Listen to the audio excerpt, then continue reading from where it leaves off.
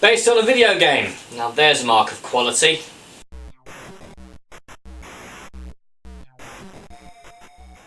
Hi, I'm Daniel and this is a dunking of Hitman, Agent 47. Let's break it down. An evil corporation wants to create an army of super assassins, decides the best way to do that is to capture someone who originally created super assassins, and this film doesn't have an original bone in its body.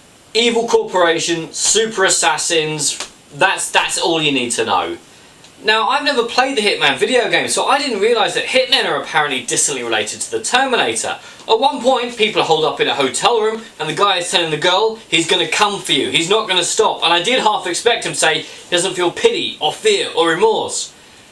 My issue with this film is that the Hitman is so overpowered, he's so deadly, there is no tension in any fight scene. He walks through a building, never misses a shot, literally just walks through. All the bad guys can't shoot straight, that's assuming they get the time to get a shot off. He just walks around taking out henchmen left, right, centre. I could do it. The woman in the film, she's got precognition.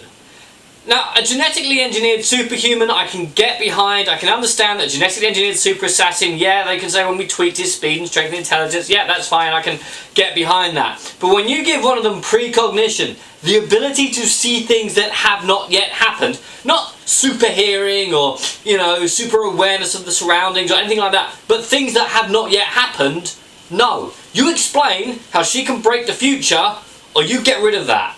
This film is 96 minutes long and it's padded. For every passable action sequence, there's about 5 to 10 minutes where they attempt to characterise a video game character. I would have rather they just had the Hitman attempting to follow a contract. Now, a lot of people might go slightly softer on the film, given that this is the director's first film. Do you know what? Maggie was also its director's first film, and Maggie was a billion times better than this. Apparently they could only hire an orchestra for 10 minutes. The soundtrack is so repetitive, I was worried that the mediocre thing that they play whenever the Hitman does something vaguely actiony was going to get stuck in my head for days. I needn't have worried though, because I forgot it completely on the train home. The plot has holes I could drive a truck through.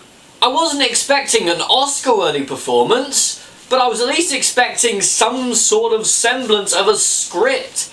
How hard can it be to write a film about a hitman?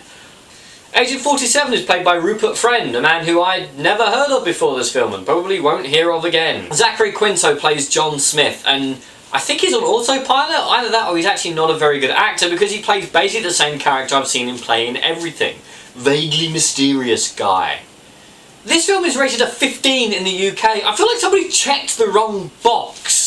I feel like this film should have been a 12A. You just take out the really appalling CGI blood, you stop everybody swearing every 30 seconds because they can, there you go, boof, 12A, you'll double your box office. Look, this film is not the worst video game film of the summer. In fact, this film isn't even anywhere close to being the worst film of the summer. That's not because this film is good, it's just because everything else has been so woefully awful. There's action in fits and starts, but the film is at its weakest when it attempts to characterise the hitman, or the girl he's with, or the villain. Films like this, you don't characterise the people. Here is the villain, here is the protagonist, let them duke it out.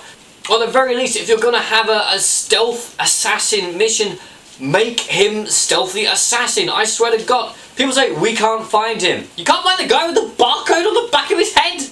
You can't? Look, is this film the worst film I've seen this summer? No.